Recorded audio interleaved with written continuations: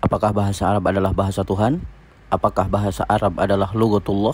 Benarkah bahasa Arab adalah bahasanya Allah? Jawabannya adalah tidak.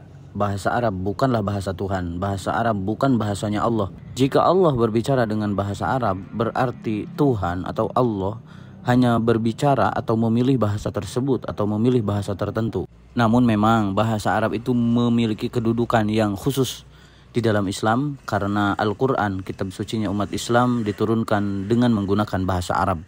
Semua ulama Ahlus Sunnah wal Jamaah dari berbagai golongan sepakat bahwa Allah Subhanahu wa taala berwahyu kepada para malaikat dan rasul, dan wahyu ini disampaikan dengan sifat kalam atau firman Allah. Nah, kita sebagai orang Ahlus Sunnah wal Jamaah yang mengikuti akidah Imam Abu Hasan Al-Asy'ari dan Imam Abu Mansur Al-Maturidi, atau yang lebih dikenal dengan akidah Asy'ariyah, menggolongkan sifat kalam sebagai salah satu sifat wajib, dalam arti sifat yang mutlak pasti dimiliki Tuhan. Yang bisu atau tak berkalam tak mungkin dianggap sebagai Tuhan.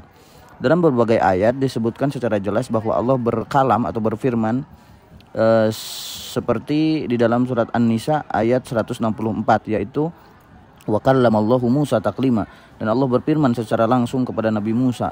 Lumrahnya kalam manusia satu sama lain memakai suara sehingga terjadi percakapan. Apakah Allah juga demikian? Ya, fa kallamallahu azza wa jalla li Musa kalamun haqiqiyyun. Al-Imam Al-Qastallani dalam syarahnya Sahih Bukhari menjelaskan bagaimana mazhab ahli hadis dalam hal ini. Jadi tidaklah berbeda dalam hal itu adanya kalamullah satupun dari berbagai mazhab. Perbedaan pendapat hanyalah dalam hal makna kalamullah, tidak berawalnya kalamullah dan kebaruannya. Adapun menurut para ahli hadis bahwasanya kalamullah tidaklah berupa jenis suara dan huruf, tetapi merupakan sifat yang ada tanpa awal mula, yaitu ajalli, yang berada pada zat Allah Ta'ala, yang meniadakannya adanya diam, yang notabene meninggalkan kalam padahal mampu.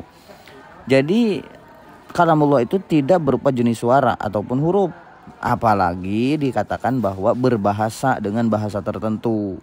Nah, mengapa mazhab para ahli hadis justru menafikan kemungkinan Allah bersuara? Jangan dulu berbahasa, bersuara saja. Jawabannya antara lain karena suara dan huruf hanya bisa muncul dari jisim.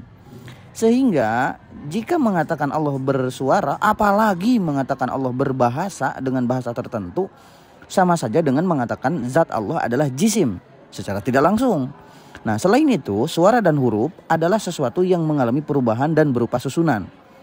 Ini adalah bukti bahwa suara adalah makhluk atau hudus. Sedangkan bahasa tertentu, salah satunya contoh seperti bahasa Arab, itu tersusun dari huruf dan mengucapkannya menggunakan suara. Jadi jika mengatakan bahwa Allah itu berbahasa Arab, maka sama dengan mengatakan zat Allah itu jisim, itu yang pertama.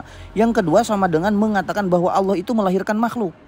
Jadi lahir dari zat Allah itu bahasa tertentu.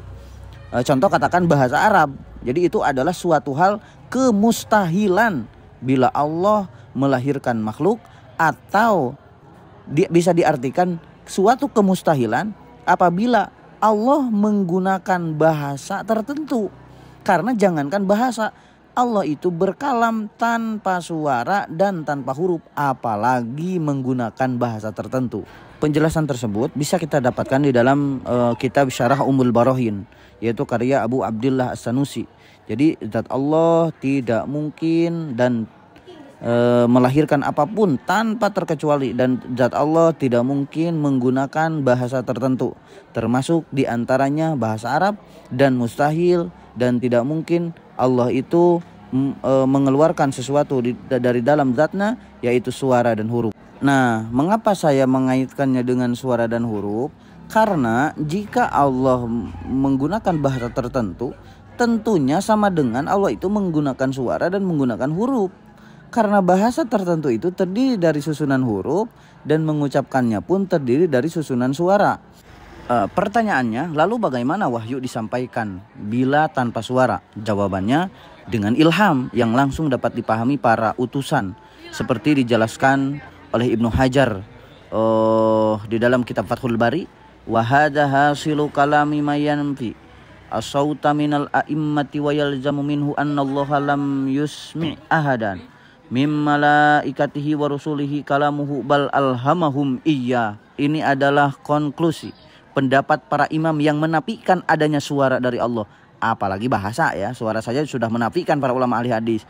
Konsekuensinya bahwa Allah tidak memperdengarkan kalamnya dalam bentuk suara, apalagi dalam bentuk bahasa. Pada satupun malaikat dan pada satupun rasulnya, tetapi mengilhamkannya kepada mereka sehingga mereka diberi pemahaman atas kalam Allah tersebut.